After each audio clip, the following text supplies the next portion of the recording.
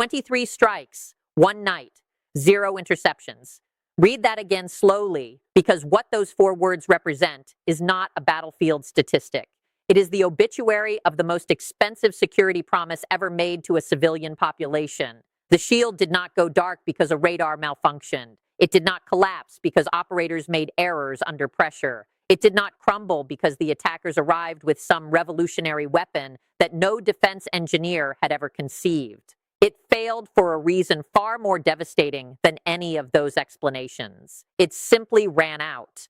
Over one of the most surveilled, most defended patches of sky on the planet, 23 incoming strikes, tracked perfectly by billions of dollars worth of sensor equipment, flew to their targets completely unopposed. Every radar dish saw them coming. Every screen lit up with trajectory data in real time. And not a single interceptor rose to meet them. Not because the system was blind.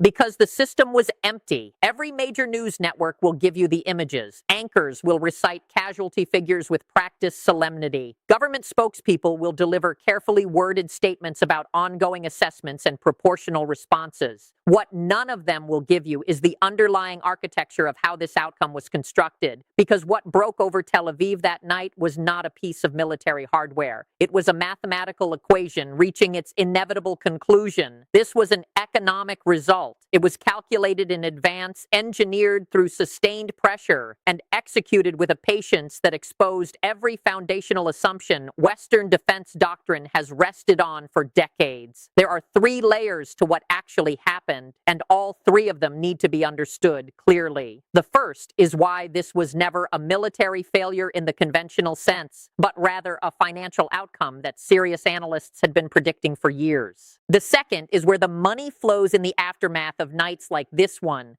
and whose earnings reports will quietly reflect what happened over Tel Aviv. The third is why every person watching from outside the region is not a spectator to someone else's crisis, but a participant in the same equation, whether they realize it or not. The numbers behind all of this are not classified. The documents are publicly available. The pattern has been visible to anyone willing to do the arithmetic.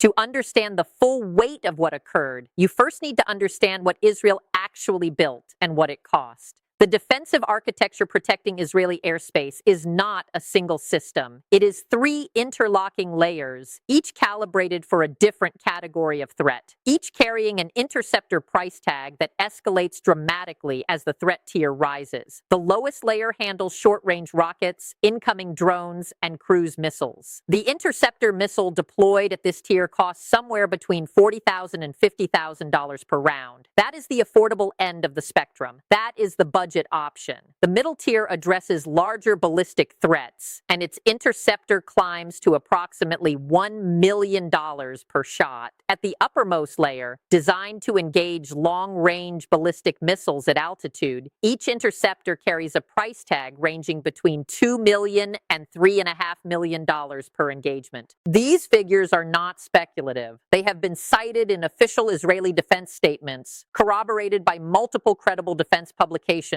and entered into the congressional record during United States appropriations hearings. They are verified. They are public. And they become catastrophic the moment you place them beside the cost of the weapons they are designed to destroy. Follow the money, because that is where the second layer of this story lives. And it is the layer that mainstream coverage will never connect for you. The United States has directed more than $3.8 billion toward Iron Dome funding since 2011. The Supplemental Security Assistance Package, authorized more recently, added $14.1 billion in additional support for Israeli defense requirements. A substantial portion of that capital does not leave the American economy. It circulates directly back into the domestic defense industrial base because the weapons being fired are largely built by American manufacturers and their contracted partners. The major American defense corporations involved in interceptor production and system components are not peripheral players in this story. They are structurally embedded in it. Every magazine that empties over a defended city generates a replenishment order.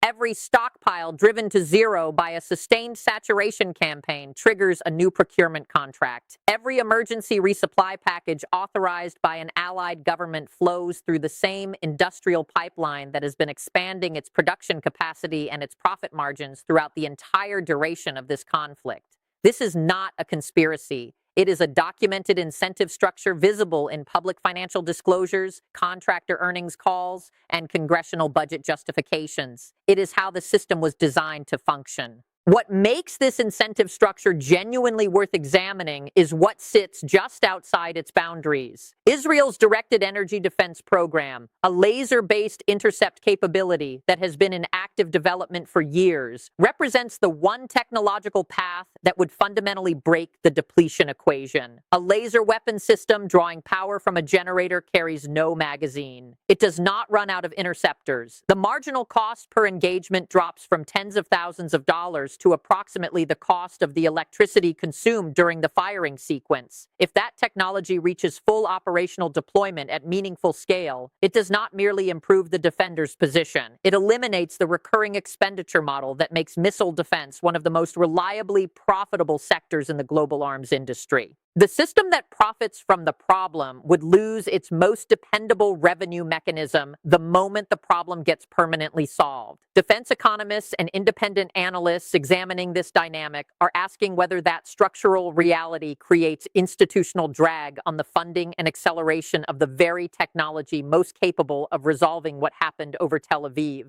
That question does not have a comfortable answer, but the absence of a comfortable answer is not a reason to stop asking it. Behind every cost ratio and every procurement contract and every interceptor production figure, there are people who went to sleep believing they were protected. That belief was not accidental. It was constructed deliberately over years of political messaging, media celebration, and the visceral lived experience of watching defensive interceptors light up the night sky above their neighborhoods. The shield was never purely a military asset in the minds of the civilian population sheltering beneath it. It was a covenant. It was the government's foundational promise to its people that the geography of danger surrounding them had been rendered survivable. Politicians cited it as evidence of strategic superiority. It became embedded in national identity in a way that very few weapons systems ever achieve anywhere in the world. Ordinary families adjusted their psychology around its existence. Parents told children that the explosions overhead were victories, not impacts. An entire society built its capacity to function under sustained threat on the premise that the shield would hold. When 23 strikes reached their targets in a single night, not because the technology failed, but because there was nothing left to fire, the psychological damage that follows is not proportional to the physical destruction caused. It is categorically different in nature. It does not damage buildings. It dismantles the foundational assumption that allowed normal life to continue alongside abnormal threat. A government whose domestic legitimacy rests partly on the promise of an unbreakable defense faces a political landscape the morning after that promise visibly breaks that no crisis communication strategy can adequately navigate. The questions that surface are not measured or deliberative. They are raw and immediate. Why were the stockpiles not deep enough to sustain a prolonged campaign? Why was industrial production capacity not expanded aggressively when the consumption trends became impossible to misread? Why were every available diplomatic channel and off-ramp not pursued with maximum urgency once the attrition mathematics began pointing unmistakably toward this outcome? Those questions do not wait for ceasefire negotiations or post-conflict inquiries. They erupt in real time across every available public platform, and they generate political pressure that actively constrains the government's strategic flexibility at the precise moment when maximum flexibility is most needed. A patient adversary understands this dynamic completely. Winning the military exchange is secondary. Winning the psychological argument inside the defender's own population is the actual strategic objective. And on this particular night, if the reporting holds, that objective was achieved without requiring a single technological breakthrough. Now stop thinking about Tel Aviv specifically and start thinking about the structural principle it just demonstrated, because the vulnerability exposed that night does not belong exclusively to one country or one region. It is a universal property of every missile defense architecture built on the same foundational design. Every Patriot battery deployed by American forces carries a finite number of interceptors per launcher. Every Aegis-equipped destroyer currently underway in the Pacific holds a specific countable number of missiles loaded into its vertical launch cells. Every THAAD battery positioned to protect American forces and Allied territory across active theaters operates with 48 interceptors available per battery. 48, not a continuously replenishing supply, not an inexhaustible reserve. 48 engagements. And then the same arithmetic that emptied the magazines over Tel Aviv applies with identical force to everything that battery was positioned to defend.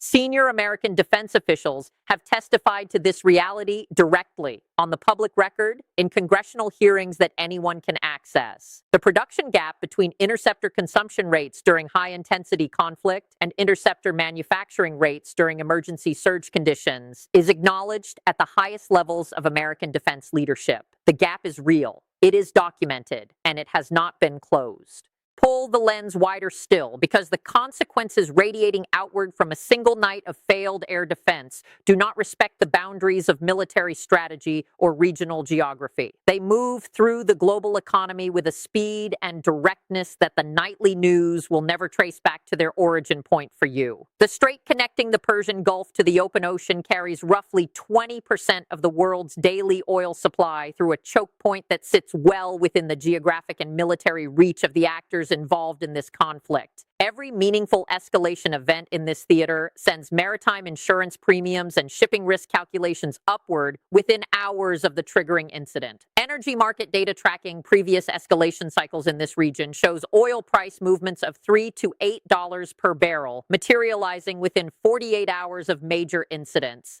That range does not sound dramatic until you follow where it goes. It moves into gasoline prices within days. It moves into the transportation cost embedded in every product that travels by truck, by cargo ship, by air freight. It moves into the grocery receipt at the end of the week.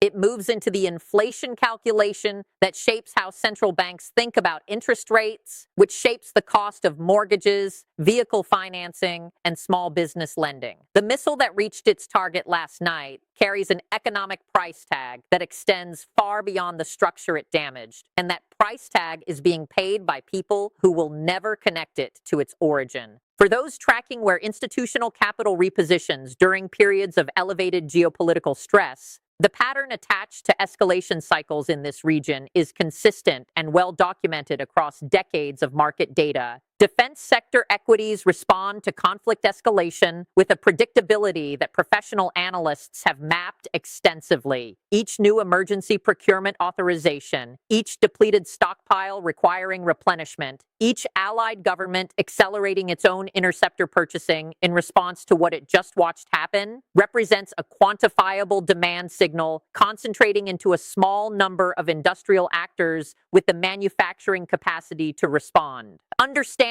that capital flow is not cynical analysis. It is the minimum literacy required for making informed decisions about where this trajectory leads. Now shift the geographic focus eastward, because the most consequential future application of everything this conflict has demonstrated may be unfolding in a theater far removed from the Middle East. Nations along the Pacific Arc have been watching this conflict with an intensity that goes beyond academic interest. One island democracy operates Patriot batteries and has been actively seeking additional interceptor capacity from American suppliers already stretched thin across multiple simultaneous demand sources. Intelligence assessments examining that country's current stockpile depth against the kind of sustained saturation campaign that adversarial military doctrine has theorized openly for years arrive at conclusions that generate serious concern among defense planners. The question of whether existing inventories could sustain even 72 hours of that kind of pressure does not produce a reassuring answer.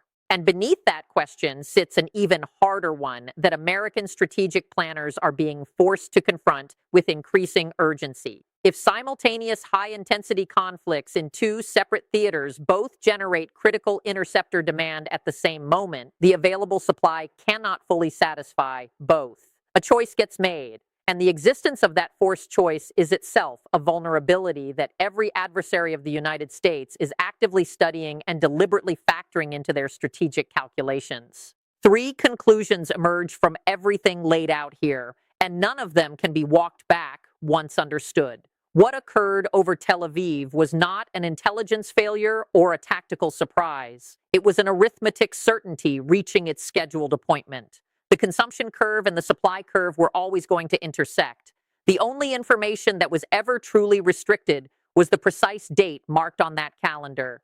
The second conclusion is that the system architecture which failed that night is not uniquely Israeli. It is the same foundational design protecting American forward positions, American allied capitals, and American strategic interests across the two most volatile theaters currently active on Earth. The structural vulnerability is shared. The third conclusion is that the one technology carrying the genuine potential to permanently dissolve this equation, directed energy defense that removes the magazine limit from the calculation entirely, exists within an industrial and financial ecosystem that derives its revenue from the problem that technology would eliminate. Whether that structural reality delays the solution is a question the coming years will answer. What is not in question is whether the depletion equation will be tested again. It will. The only variables still being calculated are the location, the timing, and whether the nation standing behind the empty launcher when that moment arrives is one the existing global order can afford to lose.